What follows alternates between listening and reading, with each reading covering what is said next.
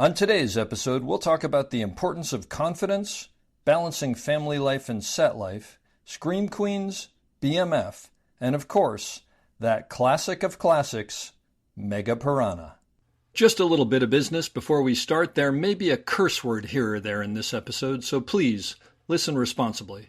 As always, our website, theop.io, is up and chock full of tips, tricks, and gooey operator goodness. Make sure to check out the breakdown, where the best operators in the biz explain shots they have done, the musings, where we discuss everything from quick tips to larger concepts of storytelling, the blocking, the answers, the images, and so much more. If you're enjoying this podcast, please follow us, write a review, share us with your parents, and talk us up around the water cooler with your friends. So grab a beverage, sit back, and enjoy the op. Thanks for listening. Lock it up, nice and quiet, and let's roll. Rolling. Victor 30 Echo, take 2. Hey, Mark. Hey, Mark. And camera set. And action. Hello and welcome back to the Op Podcast, the podcast where we talk about operating and the art of visual storytelling. I'm Dave Comides, and coming to you over the internet today with a friend in Atlanta. I'm not in Atlanta at the moment, so thus the internet. Spencer Hutchins, who we've known each other for quite some time. He's a really fantastic operator and cinematographer as well. He shot a bunch of stuff. Some of his credits, but not all by any means: BMF, She-Hulk, 911, Die Hard, Scream Queens. And I have to ask him about this Titanic 2, because apparently there was more, and Mega Piranha, which just sounds so much better than Piranha. 2016 winner of the Emerging Cinematographers Award, and I will post a link to this on the podcast page. He had for a couple of years, actually, a podcast called Protecting the Frame that I had forgotten I was on, actually, when I was looking at it, about 40 episodes, and really, in many ways, probably on some mental level, a precursor to what I'm doing here. So without further ado, Spencer, thanks for jumping on the podcast. Yeah, thanks for having me. Excited to be here. Yeah, it's good to see you. I should say Spencer and I met on Scream Queens because I came back to LA and you were on A camera and I was on B camera and we had a blast. That was and for me as a younger operator and having nothing close to the experience that you had, that was kind of a fun dynamic. We had a great time. It was, and actually, it was one of those things where, because Andrew Mitchell was on it and he stepped off and I took over for him. It was one of those things where I was like, I hope he's okay with it, because I don't have any problem with, like, with you being younger than I am. And yeah, we had a good time. It's a revolving door of amazing B camera operators on my second show. Exactly. So tell me, how'd you get into the business? What's your story? Yeah. So from early on, my dad did a lot of videos for our church growing up. And so kind of got the bite from that point of becoming fascinated of being able to tell a story through the medium, and just kind of obsessed with making videos, and eventually somehow convinced my parents to let me go to a film school, which to this day I'm astonished I could do. What film school? I went to Full Sail University in Florida. Yeah. I don't know much about that. I've seen the ads. Is it a good school? I mean, did you learn a lot? Depends on who you ask. Yeah, it's a what I appreciate about it. It's a 4-year degree in 2 years, and how they do that is you go to school around the clock, which is a great prep for the industry. So that in and of itself was a good lesson. But what I found was they have a great PR department, and so they really got a lot of people in the door, and the people who ended up succeeding past the door were those who put in a lot of work outside of the class. So kind of depended. It worked out great for me, but yeah. So yeah, then I convinced 3 classmates to move out to Los Angeles with me after that, and so I can keep rent low, and got out to LA and started trying to make things happen. So, did you get, when you got out to LA, did you know people, or how'd you get your foot in the door? Yes and no. So I didn't know anyone that ended up being helpful. However, I thought I struck gold, Dave. I thought I was going to be hitting it hard quick, because my best friend's dad was the youth minister of Miss Bonnie Curtis, who was the assistant to Steven Spielberg. Oh, well, that's right. I mean, that's just a I shoot. was like, You were I'm in. like, I'm yeah, in. you're there. You're there. Yeah. I mean, you don't So- even have to apply, right? That's right. That's right. So I got connected with her and got canceled on my first time, which was a classic, right? And then I did end up meeting with her, and I'll never forget it because I had never had like a cappuccino before, but I was going to order whatever she ordered. I was going to do whatever she did. I was just trying to fit in here. I'm from Texas. I had no idea what this world was. So she would, stir up her foam. I would do the same. Nothing came from it, but she was a very nice lady. Well, you're lucky all she ordered was a cappuccino, I guess. Maybe like point. a flaming shot of something or other. Whatever. That's a great point. And I would have known what to do. Was she just basically like humoring you sort of and, hi, how you doing? Get out of here? I mean, maybe to some extent, but she gives some good advice. I was so fresh. I don't even know if I could have absorbed any actual wisdom she had to offer at that point.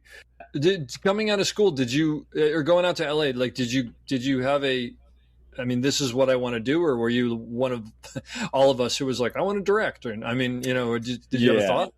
I did get the itch to direct while I was in school. I remember a directing class, and I was like, this is it. Like, this is what I'm going to do. And then, like, a week later, we had a lighting class, and it blew my mind because it did not for 1 second occur to me that they lit these movies. And that's why they look so great. Like, I was so naive to the process of what this looked like. It just blew me away. And I was so fascinated with it. So the camera and just the look side of movies was very clear by the time I got to Los Angeles. So. Oh, that's cool. So that was the goal. So she hooked you up with Spielberg, and that was that. And then I just started operating. People say it's Mitch Dubin. It's actually me. I hear you. Yeah. So Mitch isn't going to be happy that got out. So did she give you any practical advice? Like, can you share anything that she turned you on to? You know what? She did actually. It was actually advice I was given that was actually reinforced later on with Miss Jamie Lee, who you and I both know. But I forget how she told the story, but essentially her point was, if you don't have any clue, like running for bagels or whatever it is you're about to go out there and do, if you don't know what people want, just get what you would want, and then you can at least have an opinion about it. Like, you can at least tell them why you did something, right? Which is great, because then later on, season 1 of Scream Queens, before you were able to join us, I'll never forget, we had some director was trying to give, I don't know if he was intimidated by Jamie or just didn't really know what he wanted. But it was just actually, we said Jamie Lee Curtis, for anybody who doesn't realize who you're talking about. Yeah. But yeah. Sorry. So I don't know what it was, but it was late on Friday. We were all ready to go home, and he wasn't getting what he was wanted, apparently. And so it just like take after take, but no much under direction. She just stopped, and I just happened to be where they were, and she was like, I forget the guy's name, but hey, man, have a dang opinion. Just have opinion.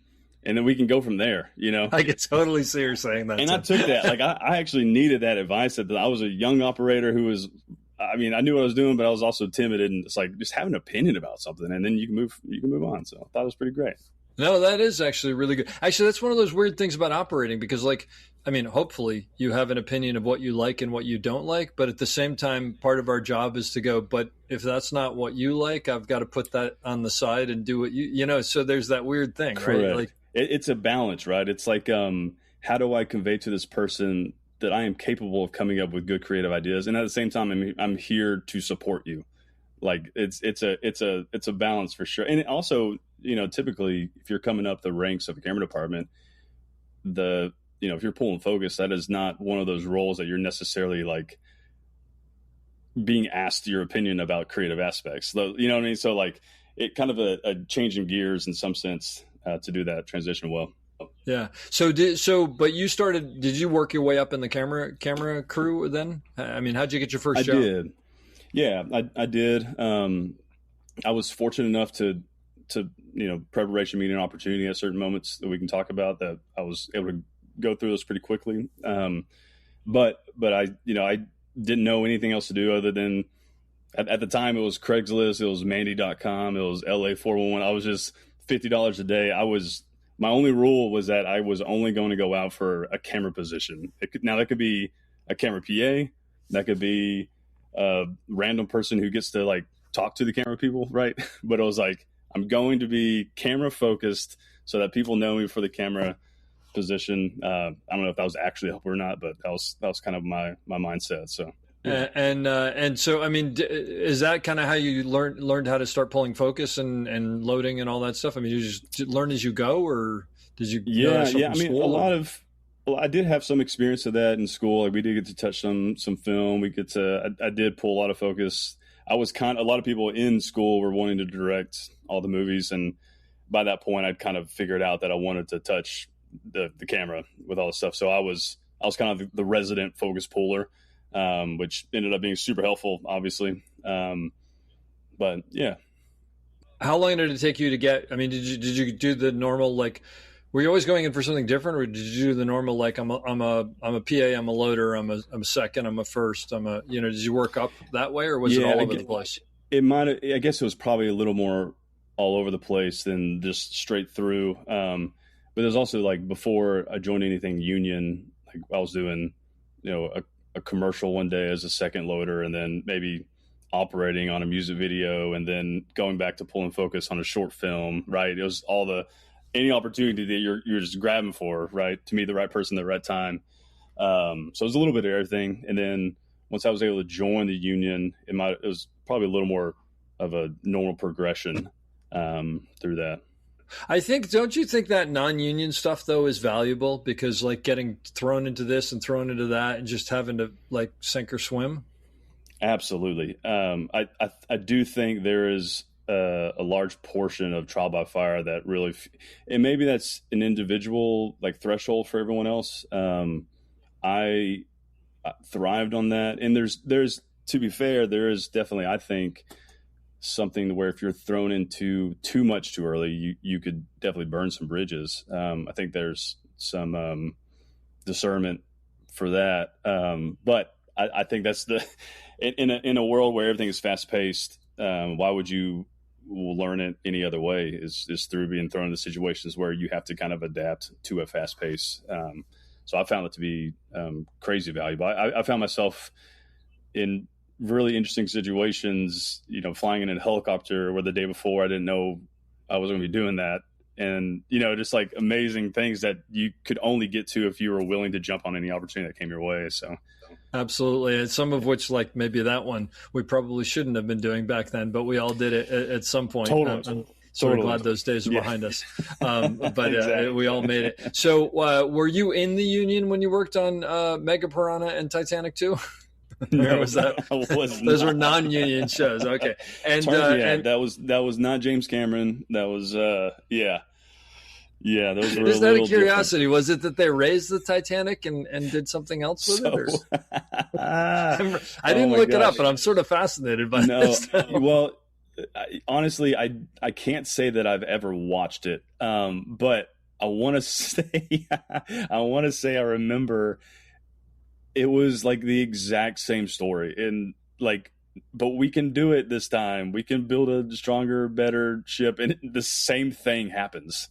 Like, there's no, oh my god, there's nothing that changes. It's the same movie, less money, and again that no one asked for. Okay, well, I'm definitely going to look this up. Now, back then, were you on the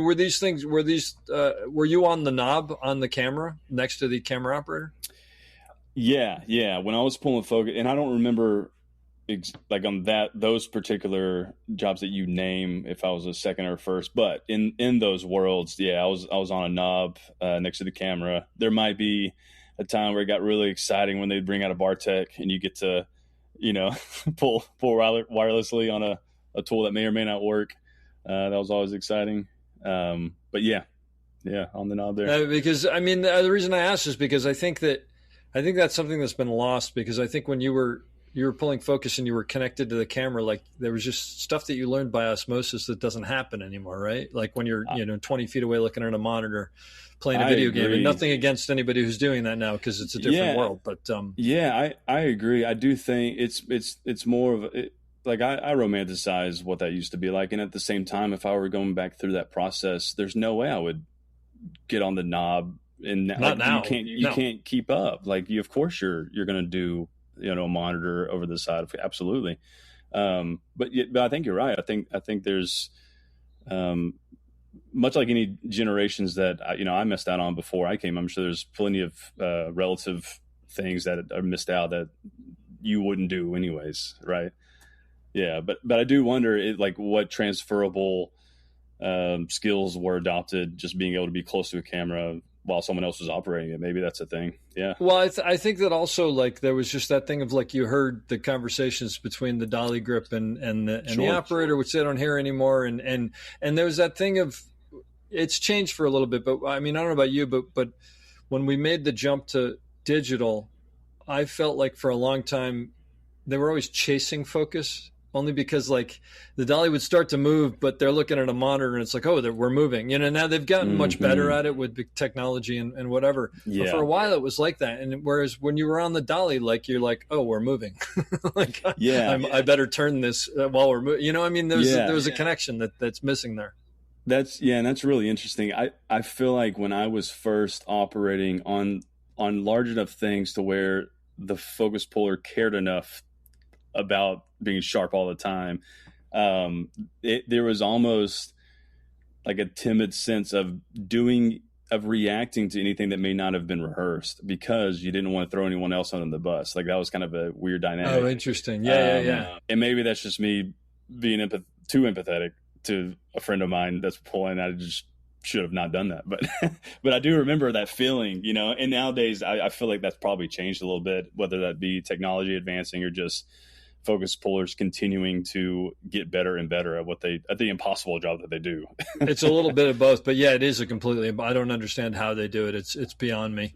I remember explaining that to my wife for the first time, 15 years ago, about what that job was. And she was like, that job's impossible. How? What? Wait, do you mean just in general, or once you've gotten to digital? It just in general. I was trying to explain to her how they're chasing a plane that they can't see. And she was like, but what? The incredible thing to me is, it's weird, because on the one hand, I look at some great focus pullers. I used to work with Norman Parker. I don't know if you ever ran into him or not. I don't know. But he was just phenomenal. But the thing is, they would constantly be calculating depth of field in their head, right? So they wouldn't be going, I need to know exactly where we are so I can put the focus there. They're like, well, I got this to this, but now I got that. It's they were doing complex math in their head. That's when you had your Kelly wheel next to you and you were, And it's just I don't know how they did that. And yet those guys, the older guys, look at what the new guys do and go, I don't know how they do that. It's really weird. It's a totally different. That's really interesting. I mean, I guess that's just more evidence of how the skills of that craft have changed so drastically, right? It's just almost a different craft. Let's face it, any of the focus pullers that we know right now, they're not doing depth of field in their head, because there is no depth of field. Right. There's just focus and out of focus all the time. There's no depth of field anywhere. So that whole Kelly wheel thing is that's a whole industry that's dead.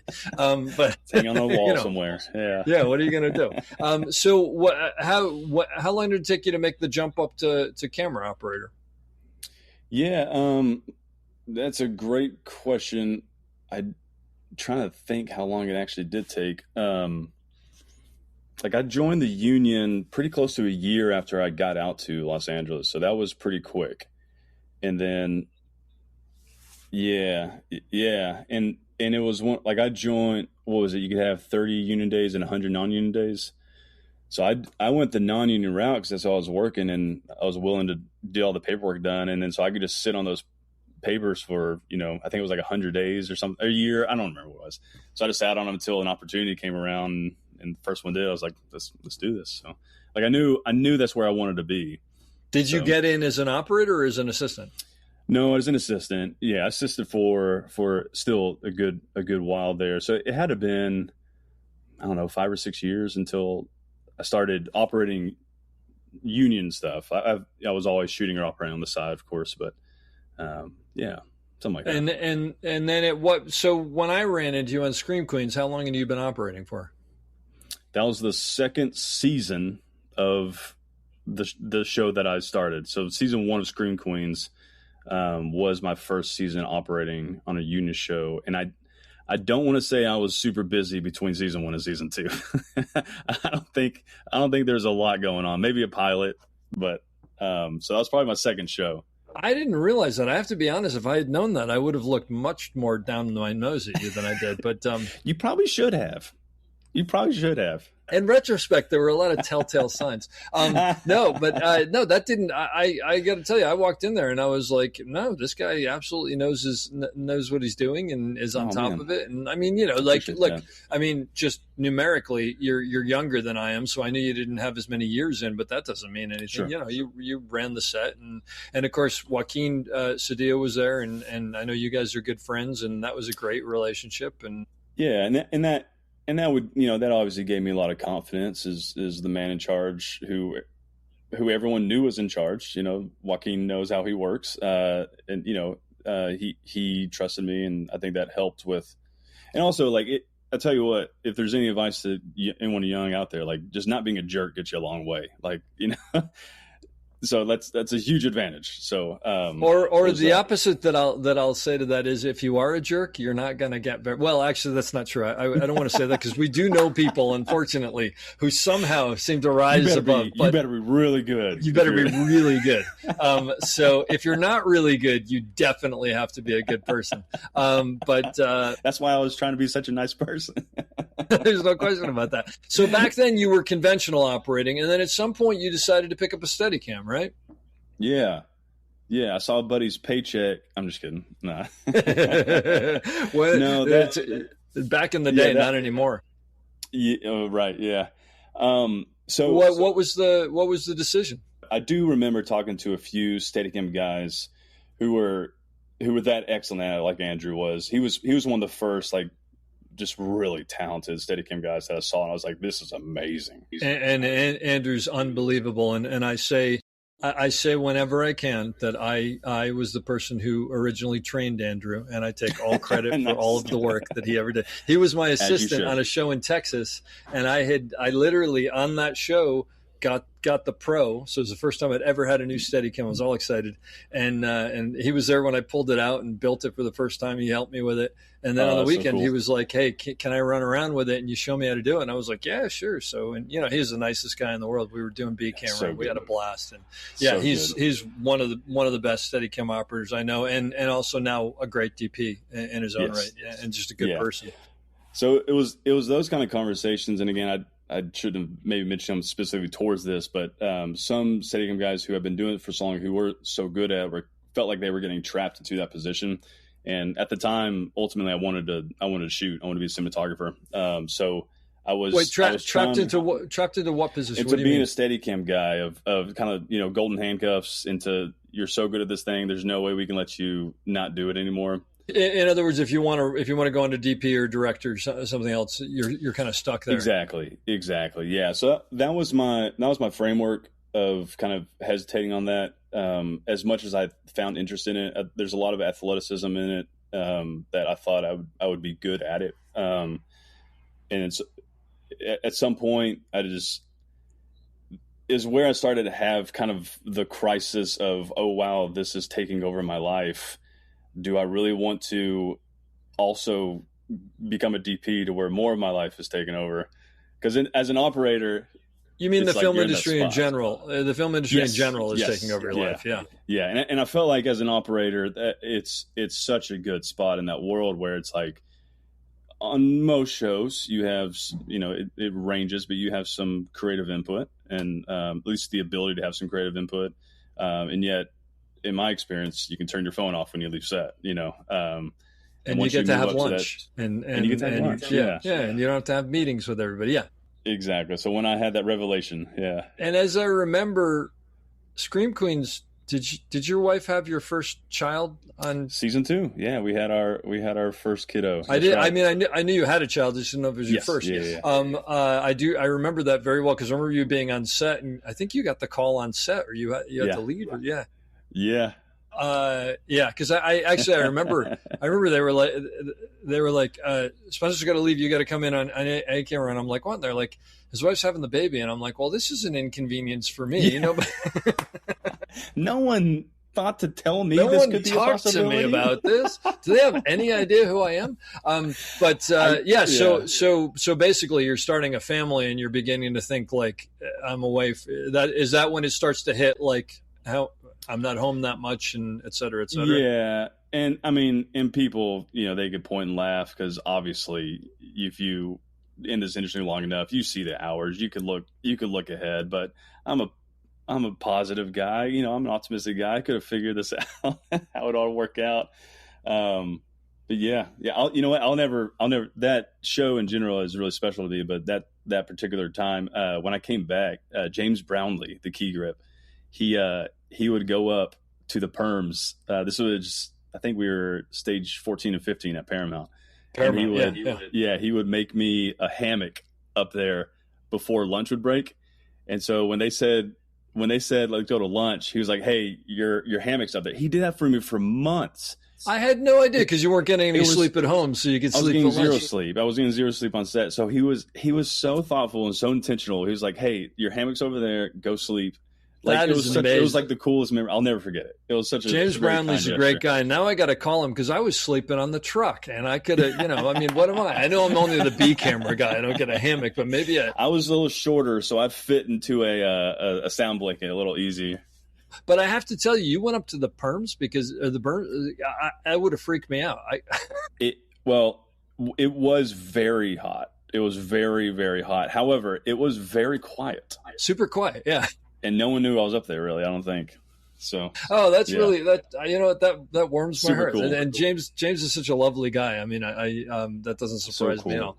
That's fantastic. So that was where you sort of started to go like, oh wait, there's like a life and a family and a maybe these two things are hard to do together. Years to realize this was really hard to do together. Yeah. I think it was while we were on Scream Queens that you won the Emerging Cinematographers Award from 600, right? Or I think that's so. when they announced I think it was or something. Around then.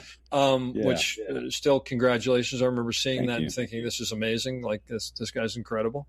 And Thank you. but again, Steadicam sort of seems like a detour. Like you got the family thing, you got the Steadicam thing, you got the DP thing. Like how do you make that choice? Yeah. I mean, it was much later on where I had decided, because it was soon after we had Finley, my oldest. I say soon, like a year later, where we wanted to make the move out of California, and so that's when we headed to Atlanta. And so I still had a few years there of working, and it was after season 1 of Black Mafia Family for Stars that I think it just kind of hit me again of the interest of it. That particular show, we were doing some really fun things. It was still pretty low budget, but a lot of I enjoyed the family there. They weren't afraid to take some chances. And most of it was handheld, so I could still do a camera and not have to surrender a lot of Steadicam stuff. But then I was like, man, if I don't want to shoot as much anymore, and I'm on this show where we're doing some really fun stuff, maybe now's the time. And honestly, I kind of pulled the trigger really quick, and then was doing the Steadicam on the next season. So it was a really quick turnover, and I think a lot of you probably couldn't do that because I just start off with a wave. So there's I think probably, I guess that's a good conversation to have. Maybe you've had that, is like, it did allow me, like the barrier of entry was quicker. However, and for anybody who doesn't know, wave is a thing that goes on top that maintains the horizon. So all you got to do is worry about like, okay, now I'm back to just framing. You don't have to think about that.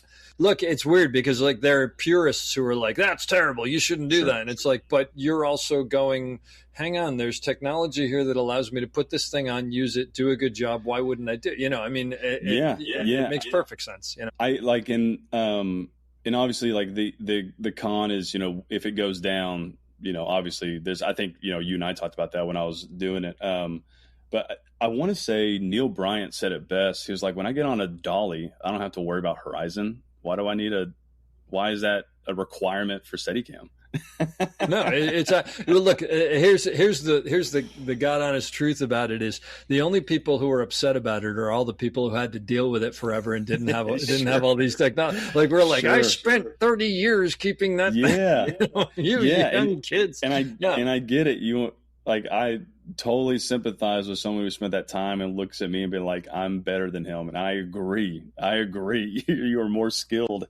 However, there's more to the job. And but anyways, that being said, I was able to hop onto that show and still had plenty to learn, but I had a lot of people who believed me and trusted me, and I was able to but by the way, and that we were talking about Joaquin. It's like there's so much to be said for that. Wherever you are in your career, just having people behind you who have your back, who expect a lot out of you, but also are there to go, we're going to make sure this works. And I mean, it's an incredible to have that safety net. So basically, did you go out and buy a rig and then spend all the downtime in between the show just practicing every day? Or did you take lessons or 100%? No, I did not take a lesson. Not funny enough. At that time, we had also had a house fire. And so we were out of our house in rental homes with my growing family. I think we had 2 at that time. And I was just like, I got to figure out the Steadicam thing. So it was just like pure chaos. And I didn't get I don't even know if I didn't want to or couldn't afford it. I don't know what it was. But no, there's so many good resources online too. And I was lucky. I had a lot of advantage getting into Steadicam not later on in my career, but like I had been operating at a high level for a very long time, relatively. And like I knew guys like you, Andrew Mitchell, all these guys I could come to, but like I do think there was a huge advantage of the ability to move the camera wherever I wanted was accompanied by the years of experience I had of knowing when to move a camera versus starting off with all the moves you want and not knowing how to be intentional about it. So I do think that was an advantage. Well, I think, but the point where you were at, you already knew how to be a storyteller. And so you were just like, now there's just this new tool that I just have to figure out the nuances of to use to tell stories in a different way. Whereas we were like, I don't know how to be a storyteller, and I don't know how this equipment works, and I don't know how to walk, and I don't know how to hold a horizon. So yeah, no, but it's a perfect. So then it's just like putting the time in, right? And going, I got to figure out how this sits on my body and how to keep it still when I want, and how to. Yeah, and I would love to tell people that was all my plan. I thought through all this. I was like, I'm super patient, but it wasn't. That is kind of how it shook out, Is that right? No, that's good. Look, when you tell me that you've got 2 kids, a house fire, and you're deciding to go into Steadicam, already I'm thinking he's not very bright, but maybe it's worked out for you. No. And then you nailed it. So how long into the season, I'm assuming it was within the season, did you sort of feel like, oh, I can go out and sort of do whatever they want me to do, like with confidence? Sure. Yeah, no, that's great. Honestly, the wave probably gave me more confidence than I deserved to have. But I feel like this is what aided me in the beginning of my career of just like not considering I could actually fail. Like I was so like, I just didn't think I was going to fail. I don't know what I don't know what to chalk that up to. Like it could be a good thing or a bad thing, but like when I went to Los Angeles, it did not occur to me that this was not going to work out for me. And I think I had the same confidence going to Steadicam. And I don't know where that comes from. Again, I don't know if that's a good or bad thing, but that's what I felt. Like I knew I would do this. It was only a matter of time. So I want to say I've like pretty quickly felt comfortable, but I doubt I actually could have executed everything they wanted to at that time. It takes years to really actually be competent with the thing. And that's actually why I asked it that way. Is did you feel like you could do everything? I mean, I'm still not at a point where I could do everything they want, but exactly. I stupidly think that. But so do you think that's just a part of your personality across the board, or is it just? I mean, what do you attribute that to? I do. don't know how to speak to people I don't know about who I am and not sound like a complete jerk. You can sound like a complete jerk. I'll edit it so you don't. In my experience, I've been fortunate enough to be able to learn things quickly particularly when it comes to like physical activity, whether it be a sport or whatever. So for whatever reason, I have learned to adopt things quickly, I guess. So I guess that's maybe a personal trait. But yeah, I don't really know, actually. Well, so segueing here a little bit, and I hope you're okay with me bringing this up. You're a religious man, and you've lived a religious lifestyle. Have you been religious since you were a kid, or is it more as an adult? Or I've always grew up in the church. I would say that I probably adopted early on a lot of my parents' beliefs, which I probably couldn't in the past at a young age really tell you what I believed, right? Which is not uncommon for anyone, but all my adult life, I've been a Christian. That's been a big part of who I am, how I operate out in the world. Yeah. But that's why I bring it up, because I'm wondering, do you think that has something to do with your attitude of like, I mean, because as in essence, you're sort of talking about having faith in yourself and faith in your abilities to do whatever it is before you. And I mean, it's all faith, right? Like, you know. Yeah. Yeah. And yeah, I think you're right. I do think there's confidence when, and to be clear, I don't think that's confidence that I'm going to be good at everything I try, of course, but it is a confidence of like knowing ultimately things will end as they're supposed to. So I think you're right. I think a lot of that too, and I think later in our conversation this might come up again, but like your identity and like where you place a lot of it, I think has huge consequences on how you see the world and how you interact with it, how it interacts with you and how it affects you and your heart posture. So I think in that sense, my faith has been a huge aspect to kind of my outlook on life and how it float throughout it. So that makes perfect sense. I mean, but you said something, I don't know the exact words you said, but you said something about that made me think about the fact that, look, I think that most people, when they're thinking about doing something that's hard or that has obstacles or whatever, you know, they're worried about failure, right? I mean, that's when it comes down to is most people, that's what stops most people from doing something that's hard, right? Sure. They're worried about failing. Nobody likes to fail, whatever. Yeah. But I think that if and you sort of alluded to this when you said it, I wish I'd written it down, but is sort of if you realize that what you're attempting to do, you may not succeed at it, but it's going to lead you to something else that's just as important and whatever, then there's no failure involved. It's just like, oh, well, that didn't, you know, that's not what process. I thought it was going to be. You know what?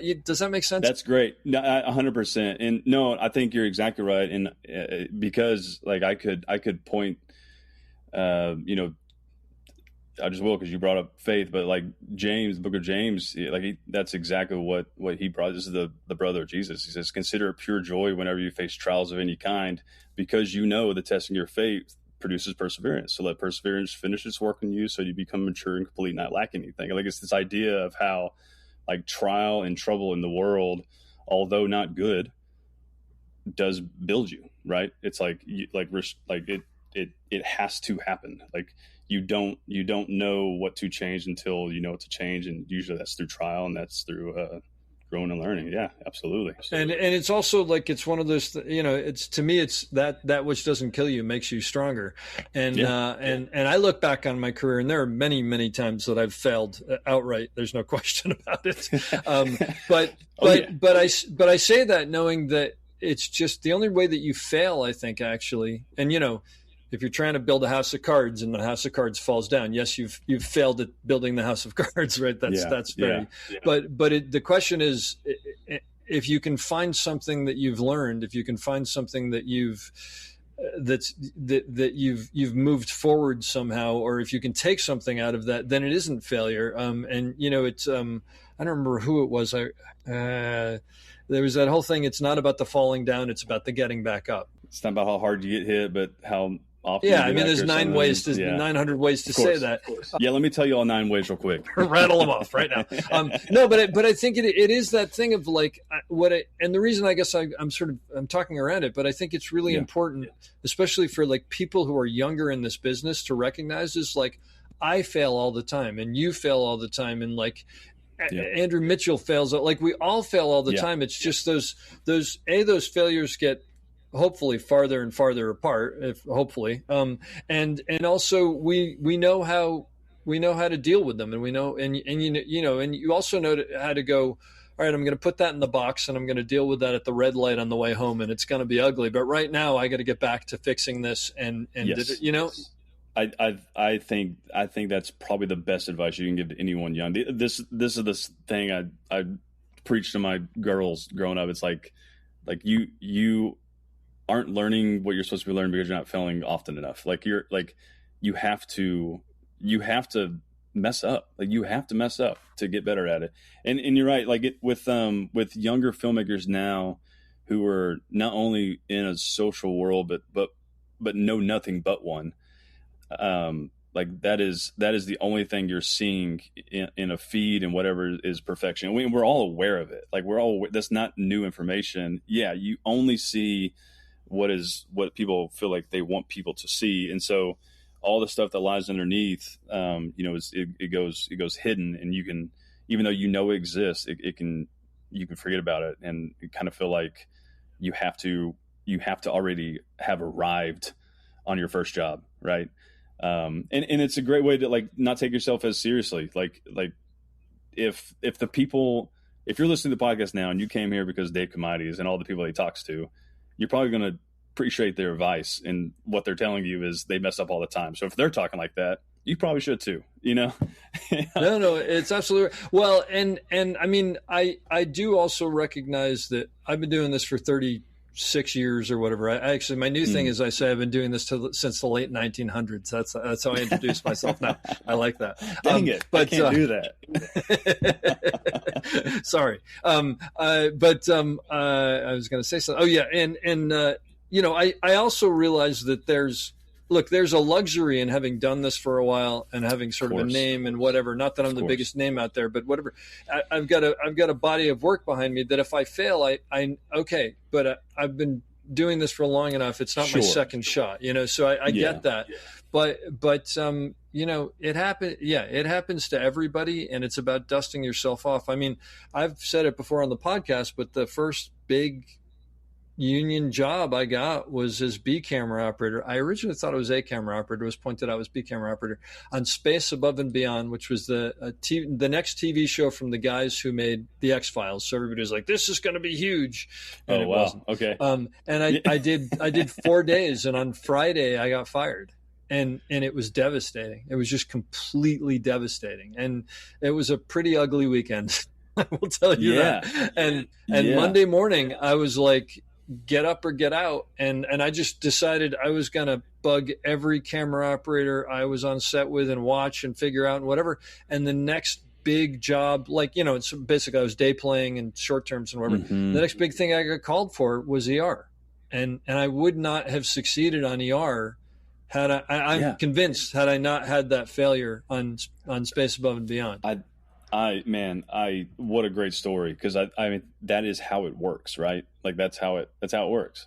Well, the thing that is fair is that's how it worked with me, and that's how you hope it works. It isn't always how it works because there's so much I couldn't control in there, right? I mean, and I may have never gotten the call and been like, "Well, I did this for nothing," But anyway, so this has gone like way off the rails. No, but I do think you're right. To reiterate your great point is like there is an advantage to having enough experience that people kind of know that you'll do a good take two, even though you screwed up take one for sure. So I hear you. Well, and I also think how many years have you been operating?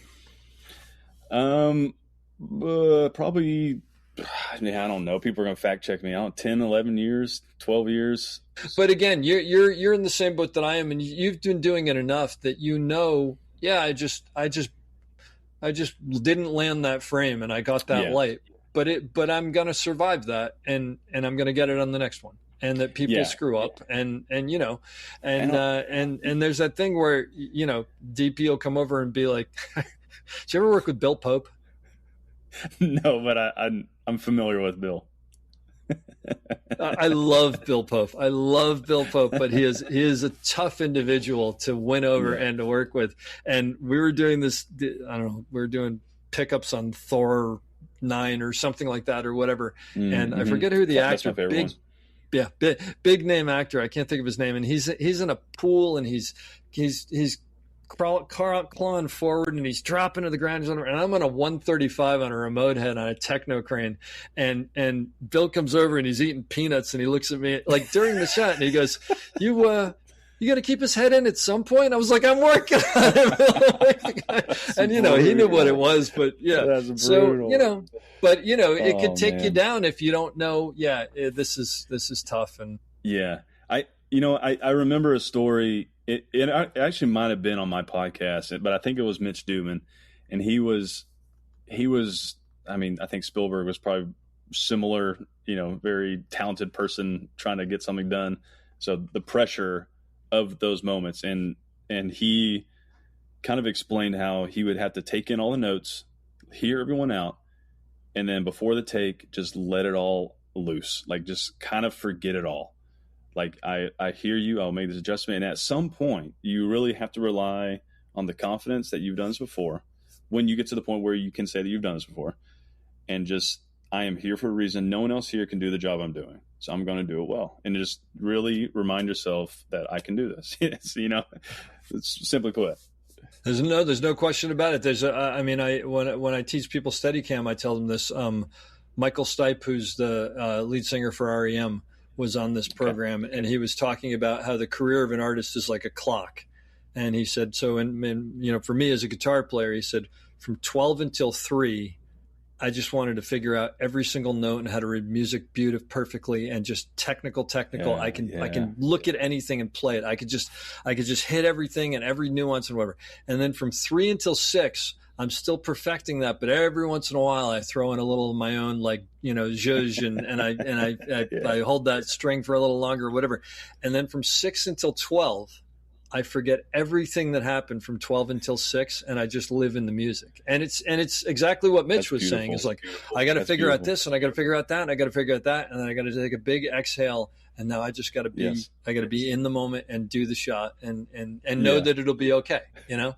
So you're doing Steadicam, and basically you're doing like TV shows, like it seemed like you're regularly doing TV shows, and you're a name around Atlanta. I mean, I just came to Atlanta a little while ago, but I knew you already, but everybody seems to know you and like you. I think, what did we bring you out on?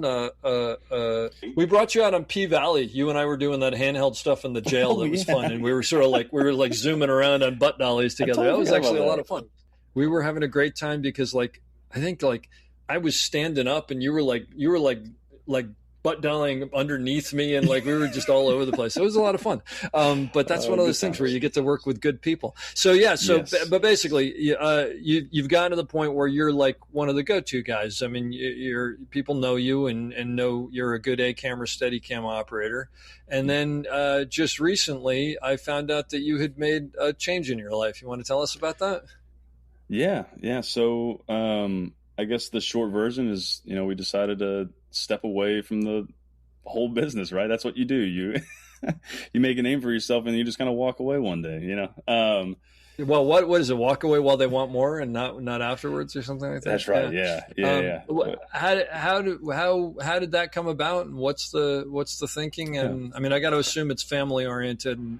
Yeah, and it is. And that's the primary. I mean, look, if you go on a set, I think you can probably find 50% of the people say that they want to get out of it, if we're honest, or at least a high number, right?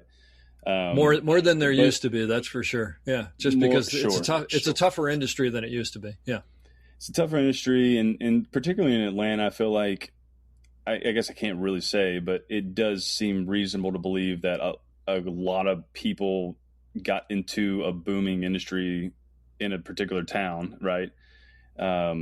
And maybe didn't move up the way they wanted to, or as quickly, or thought it would be easier, whatever it was. But yeah, so I mean, that concern is, is certainly not new. A lot of people get that. They want to spend more time with family, and that was, our case. But it's hard to walk away from something that pays well, something that you enjoy, and something you're good at, and something you spend a lot of time building. So it was one of those moments where we were looking at our life, my wife and I, and our growing family, and God's honest truth. There's no work-life balance to this world. It's either like each does, it's in conflict with the other. That's just the reality. It's like no one's arguing that. Family is very tough. It requires a lot of time, and so does working in this business and doing it well. So we got to the point where, we spent years imagining what it would be like to do something else, had no idea what that would look like. It's hard to look at something that doesn't seem like there's many transferable skills. And if there are, how do you pitch that to someone who doesn't know anything about movies? So we got to that point in how we operate our life. We spent a lot of time in prayer, looking for guidance of like what that might look like and wisdom and how to proceed. And we just got to a point where we knew we had to make a change. I wanted to be part of my family's life more often. I'd been given these girls. I wanted to cultivate, who they became and who I believe they are. And getting really sappy now, but that's what fueled the whole thing. I totally get it. Yeah. And so how long ago did you actually pull the plug or sure. whatever you want to call it? Yeah. Well, so again, we had prayed about it a while, and then we got to a point where my wife was just tell her story. She asked God just for some kind of provision. We don't know what this looks like. Help us out. Like, can you show us any means that would provide for us, even if it's not what we think is a dream right now? And 10 minutes later, I get a phone call from a random buddy from church who is hiring. He needs a supervisor in construction. Get out of here. I don't even know if you know about this. Yeah. And at that point, one, it helped that work was slow, and we kind of recognized that. So we're like, hey, let's make this happen before the Saints gets busy. What's the downside, right? Exactly. Yeah. And so I was like, yes, like we felt like this was the direction. So I went to go work in construction, and I knew nothing about helping. I was just going to say, did you mention to them yeah. that you didn't know anything about? Oh yeah. They, in fact, this was great. And maybe one day he'll appreciate that he was on a film podcast, but the guy who eventually hired me, and I was like, I got to tell you, man, it's like, just to be clear, I make movies. I don't know anything about this. And he was like, I'm really good in chaos. I can tell you that. Yeah, I can work really well in chaos, but yeah. His name was Jeffrey. He was like, do you know what a door is? I was like, yeah. He's like, how sometimes they swing open and sometimes they close? I was like, yeah. He's like, you're going to be fine. So I had a lot of confidence. That's great. I love that. Yeah. That's fantastic. But long story short, that's kind of where we were.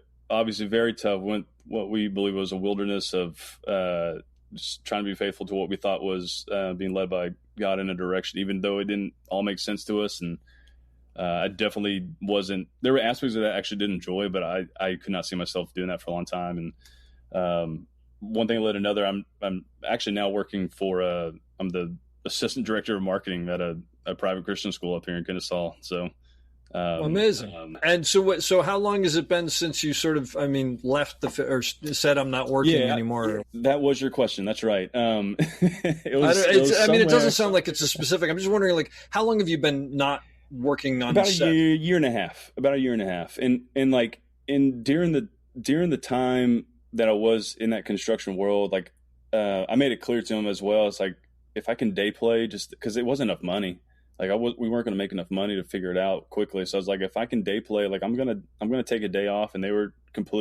understood, they wanted me there. And so I was still kind of dabbling. I was renting out some equipment here and there, but about 16, 18 months it's been probably. And what's the mental game of, like, because look, this, clearly this is something that you got into because you love, and no one does this if they don't love it. It's too hard not to. So it's not worthy, is it hard to let that go? Has it been? I guess I'm asking the question, but I also understand that like you're weighing it against no, but I'm with my kids and all that. So Totally. But it's still a really fair question because, like, it's not like it wasn't lost on my wife, even though we were making what we believe was the right decision. It wasn't lost on her that I was stepping away from something that I like. How rare is it that you get to make good money in a career that you actually really enjoy doing? So it wasn't lost on her in that sense, but obviously we were convicted that was the right decision. In my head, it was always, if there's a creative muscle that I'm no longer flexing like during my job, like I got to find somewhere to do that. So for me personally, it was just being aware that that was going to be a need and trying to find an avenue in which to put them into place. And for me, it was doing stuff at our church. We ended up, I have another buddy who goes to my church who's an artist. And so it was making a podcast for the church. It was just like all these endeavors, just like trying to stay into something. But that was like a big thing. I would say a larger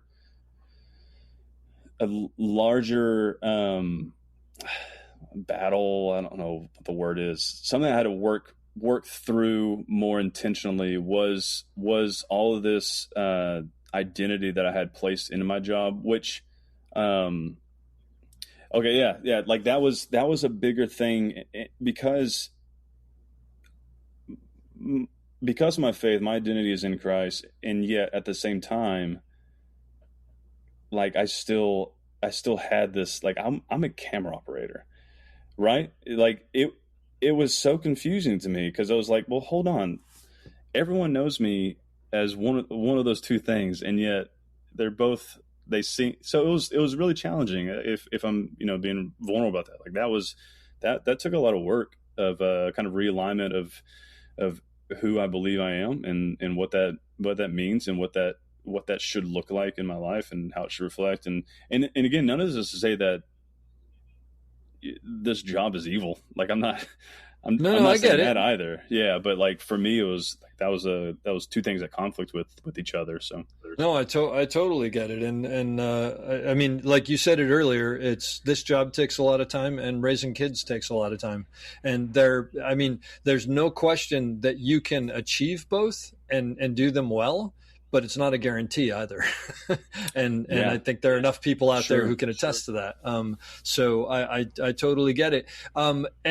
And so do you feel like at this point, have you been successful in sort of like redefining yourself as that you're okay? I mean, like, are you okay with this, or is this still sort of like you wish you were getting the call? And I mean, do you mind me asking that? I mean, there's a selfish reason for this because the thing is I'm nearing the end of my career and I'm out mowing the lawn and I'm thinking like, well, I'm still a camera operator, but when I'm not, am I going to be like completely like who? Like, yeah. So, yeah, no, I mean, I think those are great questions for anyone out there doing anything. It's like, am I placing too much of who I am into this thing that I shouldn't? Yeah. So for me, I want to, I have. So when I was hired for this job, I get to do a lot of video. Like this is going to be a really interesting, potentially. I never called the film job a dream job because to me a dream job was going home for dinner every night. I mean for real though, that was my position. And this is actually, we're potentially at a point where this is going to be a dream job. But I got to hire some people to be part of my team and a young videographer who's early 20s. Who's just learning all this about me because he's, asking all these questions, which is great. And I get to now teach him a lot of stuff, but he's like, would you ever go back? And I realized it was literally today that happened. And I realized that there was no way I would like I've come to a point, praise God, that like, I feel great on like where I'm at.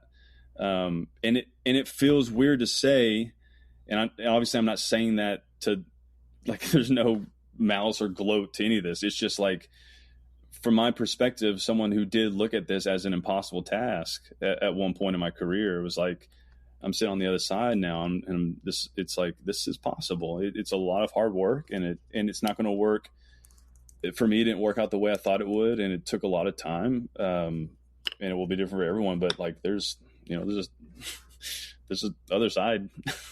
No, that was the reason that I wanted to talk to you. I mean, I had originally wanted to talk to you anyway, but I heard you were selling your rig, which, by the way, as this comes out, if anybody's looking for a Steadicam, selling a Steadicam.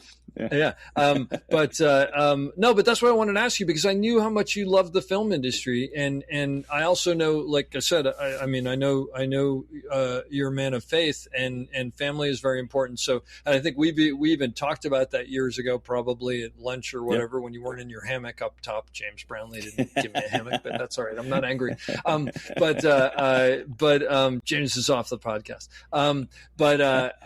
No, that's why I wanted to talk to you, because I think there's so much stuff that you've brought up that's important. I mean, look, number one, we're in a tough time in the industry where not everybody is making it and people are having to make choices. But I think the bigger thing that you mentioned, which is so important, whether you're making it in this industry or not, is you can't let your job define you. You've got to figure something out. You're not your job, and your job is not you, even though, we love this job, and I can't think of anything else to do, which I keep trying to, because if I do, I'll do it. But I'm like, hey, can I mow the lawn for a little? No, I can't mow the lawn. But only because I think in a nutshell is, if you let this industry define you, and your job is being determined by what's available, which is less and less, and who's calling you, which is harder and harder, and this and that and the other, then your very definition is being created by something out of your control, and that's not healthy, That's exactly right. I think whatever it is, whether it's faith, whether it's family, whether it's, your photography on the side, whatever it is, like, you've got to find something else in order to be healthy, to where, I didn't get that job doesn't send you spiraling out of control. And that's the end of it. That's exactly right. I think that's well said, because your job, if given the opportunity, it will take advantage of it, and it will define you. It would gladly take the opportunity you gave it, and it will define you. Absolutely. There's no question. And I mean, I've always said it's like, this industry is very much a drug, and you get that call on a Tuesday morning when you've got nothing going on, and someone says, I need you on a plane to the Dominican Republic. And it's a high, because like, someone wants me and I have value and I'm going somewhere cool, and, and they're going to pay me a lot of money and whatever. It's a high. And then suddenly, they call an hour later and they go, we got someone else, you're off. And you're like, oh, I'm nobody. And, exactly. So is there part of you that does miss or will miss the fact that the phone could ring and you could be off somewhere, or no, I think so. I think in fact,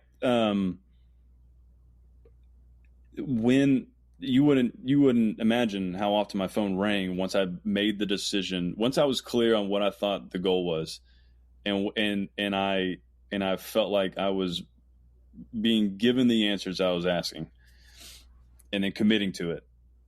I think it was 5 months in Hawaii. I got a big movie coming into town that would have been the next big step for me. I mainly did some movies here and there, but nothing crazy. This was like the next thing, like just tons and tons of calls. So like, to me, I thankfully had done enough work on myself to where I could recognize what that was, and deter from it, and not get back into the thing that I didn't want to go back into. But yeah, I'll absolutely miss that. That's what a fun thing to be valued on in an artistic thing. And you're, like, absolutely. I don't know if that'll go away. Yeah.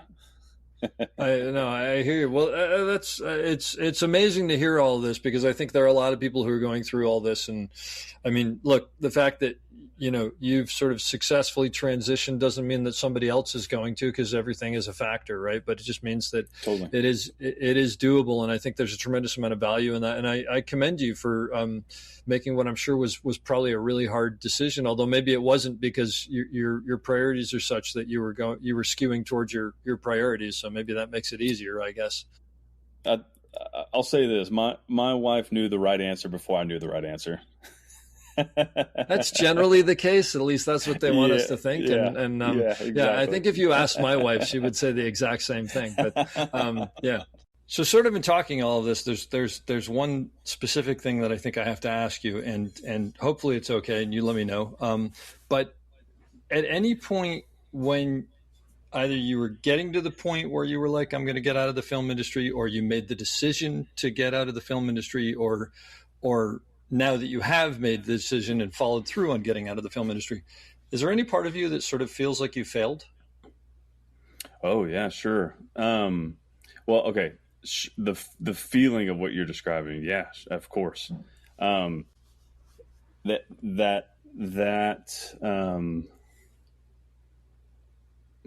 So let's see, the temptation to look on my experience and my career in that light is within grasp all the time, for sure. I've we've talked about this part a lot, of like my identity and kind of the working through that, and having a firm foundation for that to land.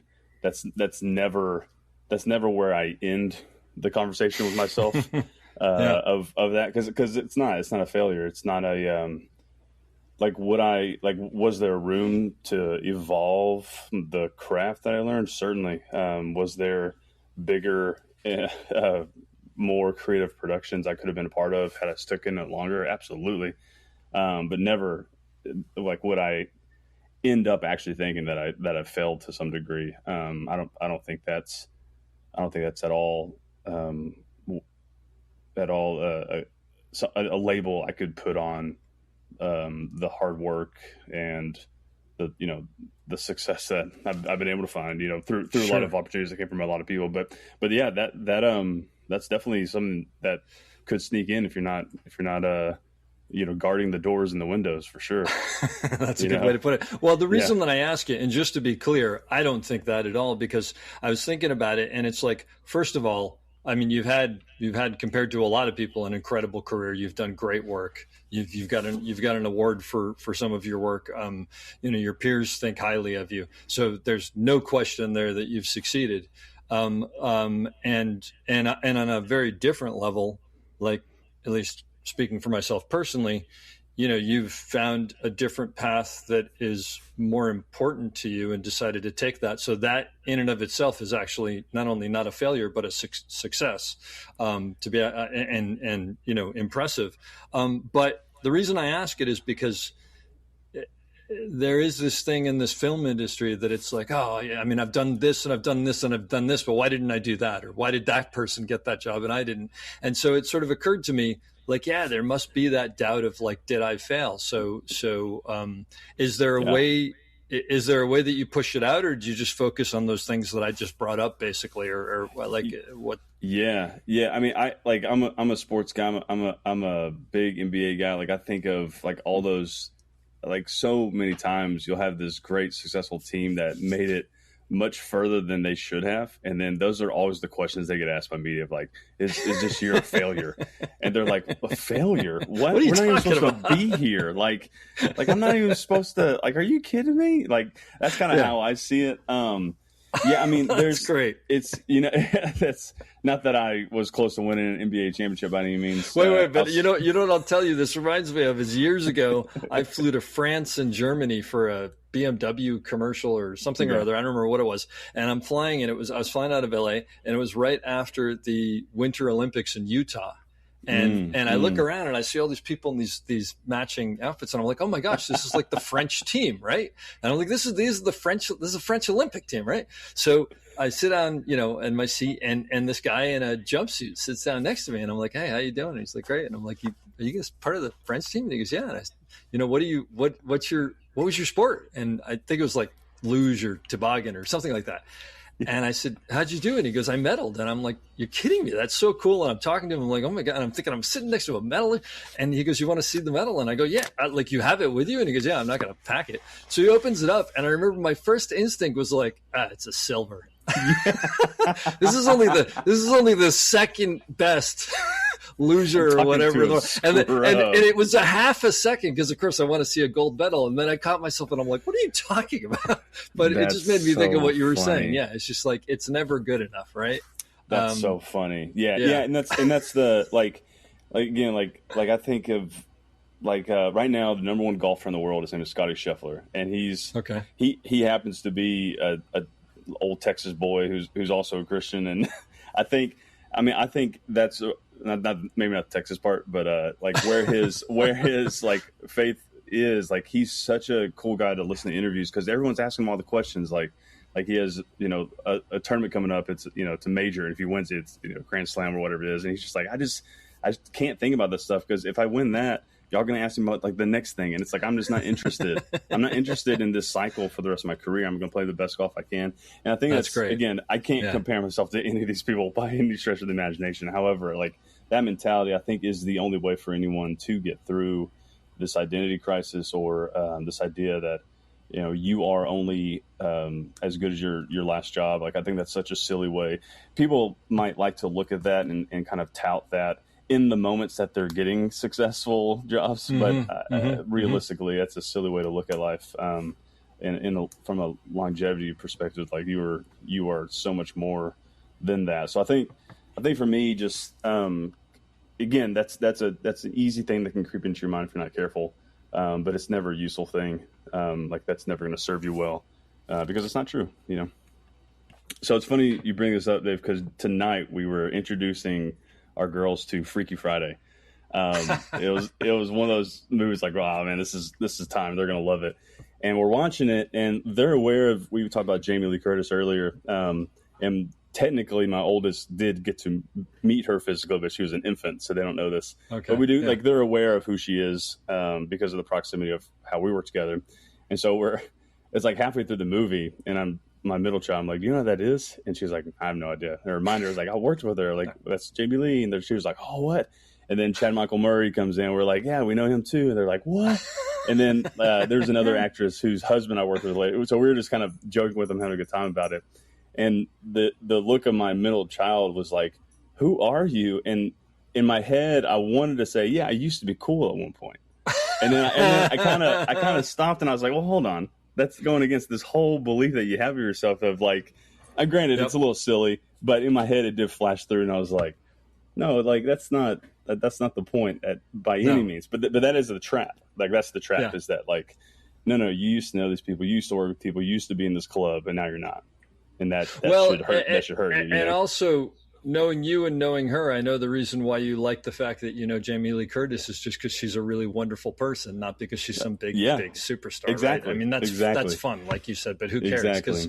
Because you and I also know superstars that we wouldn't want to tell our kids that we know. 100%. So that's great. When I was doing Studio 60 on the Sunset Strip, and Chandler from Friends. Yes, I can't think of his name. Matthew Perry. Yes, well done. Yeah. That's right. He was on it. A wonderful guy. And at one point he came back it was actually an episode that I was directing.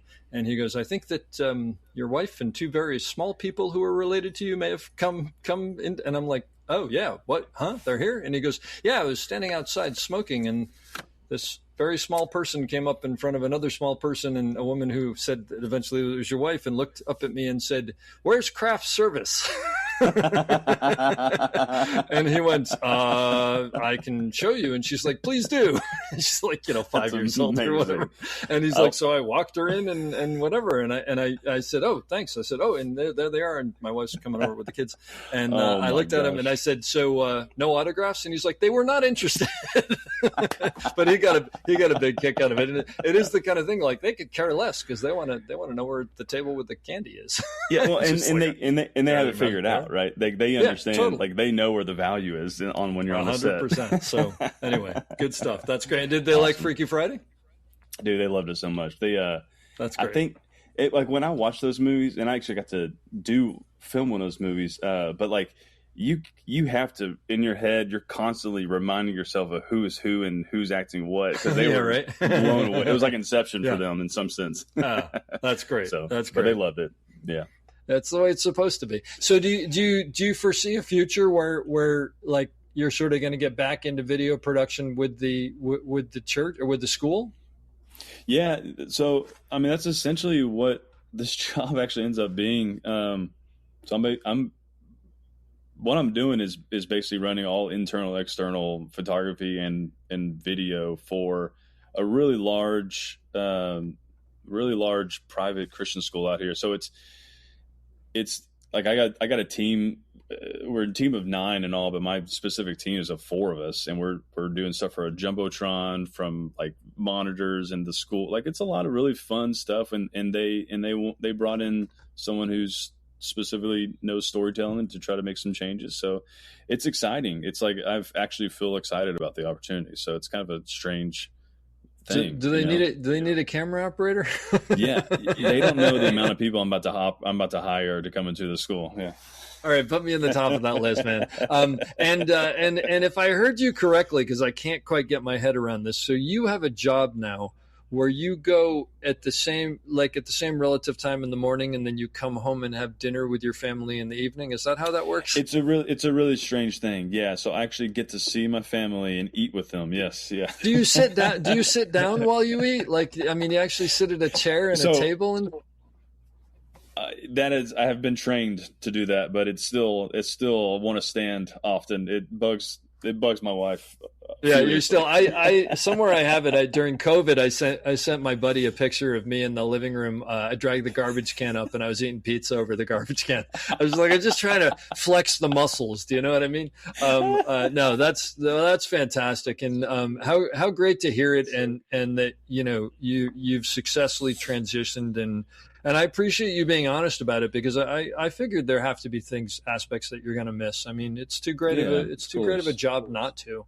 I mean, I'm such a romantic to telling stories the way we do, right? Because I mean, partly like the amount of time I'm looking back at the Steadicam operators that were looking at me when I was talking about the wave. Like, I look back at all the time I spent for my craft, and I look at that in a very romantic way of like, man, like those, like it is such a beautiful craft, and it's, I'll miss plenty of aspects. Tons of the people that you get to hang out with for 90 hours a week. There's that too. Yeah, absolutely. But like you said, then you're hanging out more with your family. So as long as you like your family, that's a good thing. If you don't like your family, you got another issue coming. But that's a different podcast sometime. Well, listen, I really appreciate you sharing this and being as open as you are, and congratulate you on following the path that you feel is right for you and your family, because that's not an easy thing to do, and I think there are a lot of people out there who struggle with that, probably more than we recognize. So it's really fantastic, and I will say it's a loss for all of us, because you were a great camera operator and a real pleasure to work with, and your work is fantastic. So I suspect that it will just transition to a new plane with what you're doing there, and that's the hope. Yeah, I mean that's fantastic.